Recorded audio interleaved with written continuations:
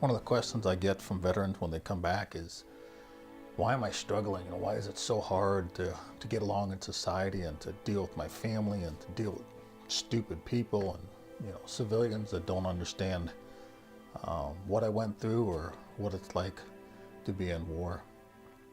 So there's a couple of different things going on. We've got a clinical issue called post-traumatic stress, and we've heard that referred to as post-traumatic stress disorder. And we have another issue that's not well known, but something that I talk about a lot and helps a lot of people to understand their experience in war, and that's called moral injury. And we go back to post-traumatic stress. Post-traumatic stress disorder, the term disorder is in remission with the VA. The VA is starting to realize that it's not a disorder. It's actually a physiological response from something called the sympathetic nerve system, which is the fight, flight, or freeze response. And obviously in war, you don't want to freeze. You could lose your life. And the point of war is not to die. The point of war is to make someone else die for their country. So we're not there trying to die, though we're exposed to lots of death in a war zone. So they're trying to kind of define post-traumatic stress as a post-traumatic stress injury, PTSI. And an injury, it's very honorable to be injured at war. So that kind of changes the whole stigma around the post-traumatic stress. But moral injury is a very interesting concept on what happens to somebody when they're exposed to the extreme emotional ups and downs of war. In war, I say extreme because the brotherhood that people feel on the battlefield is the ultimate bond.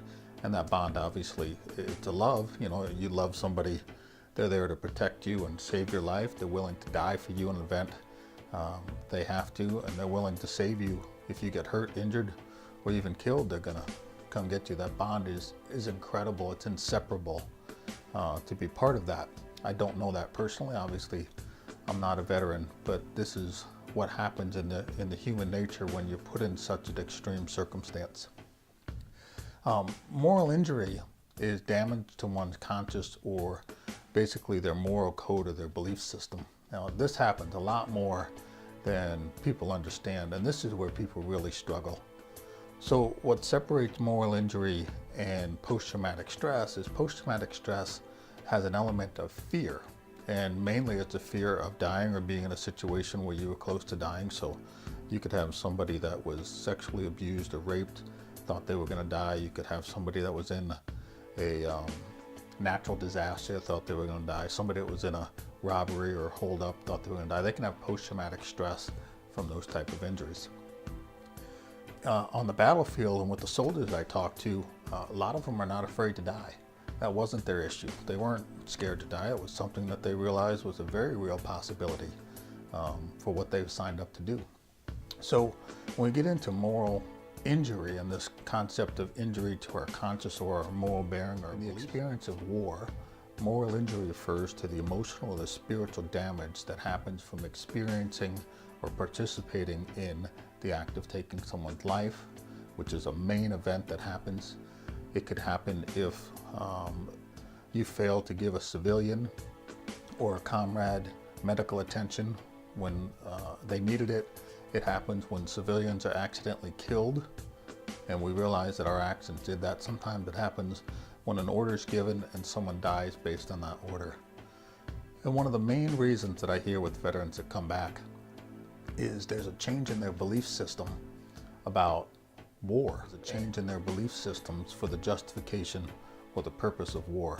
This could happen either when they're deployed or when they get home and they think back and say, what was the point of all this killing? Or they look at a certain battle that they were in overseas and they read now that that town has been recaptured by the enemy and taken over again. So they question, what is all this killing for? Another situation that happens that can really cause what we call that moral injury is when a cooperating local or an interpreter, somebody very close to the unit, is executed, and they find out later that that person is killed. These are not fear-based issues, but they cause major psychological issues. And these issues lead to obviously a lot of distress, depression. And when we start to get these feelings, it's very easy to get into the substance abuse. I mean, these things work. Let's not deny it. If you're using a substance, it can emotionally detach you from the feelings. But the ultimate, and obviously the saddest factor that happens here, is that the moral injury can lead to the suicidal tendencies. And what happens with moral injury is we kind of lose our definition of who we are. We kind of lose our identity. And that identity is extremely important to maintaining life. If we don't have an identity and we don't understand our purpose in this world, it becomes very difficult to carry on. We feel very isolated. We have lots of trust issues. And then we come back to a society where we feel like an outsider. And those issues and those beliefs get kind of jumbled up with all the emotional stuff. And so part of understanding this is that deep inside, we call it our inner self. And that inner self is an extremely important area to learn about.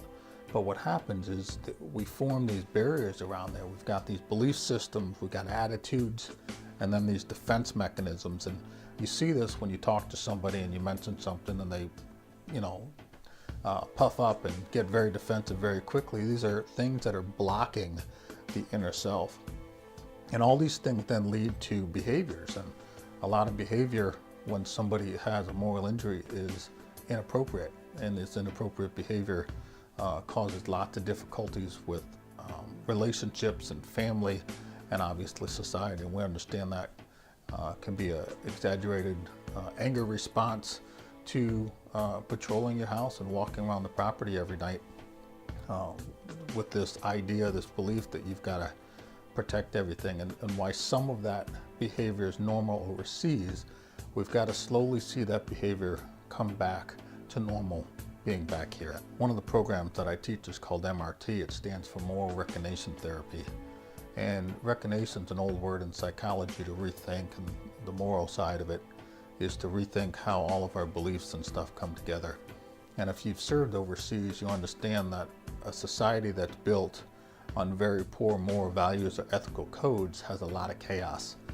And while we do have obviously some corruption in the United States, there is an ethical and a moral code that we live by. And that kind of helps define and build trust amongst people so we can walk into Target and not feel afraid to go into a facility like that.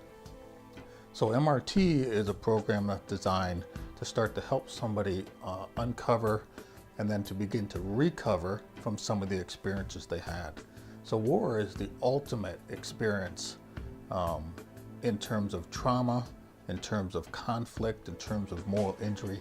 So if we're trying to rebuild somebody's belief system and we're trying to help them then sort out what happened and reconciling all this, it's not inborn, it's not innate. We don't know how to do it. We need help. And so these programs are designed to go step by step through these processes to start to clear this up, to give somebody the chance to live again. Hi, I'm Dr. Wegmann. I want to thank you for watching this video. And if this helped you or it may help someone that you know or love, please pass on this information. You can get to my website at drwegmann.com. My website program is called the Wegmann Leadership Institute. And on there we teach all kinds of different skills. We teach how to recover from trauma, how to set goals, how to find your life purpose. You'll be able to go through the blog and see some of the videos we've done, some of the downloads we have available. I urge you to take a look at the website and get engaged. Thank you.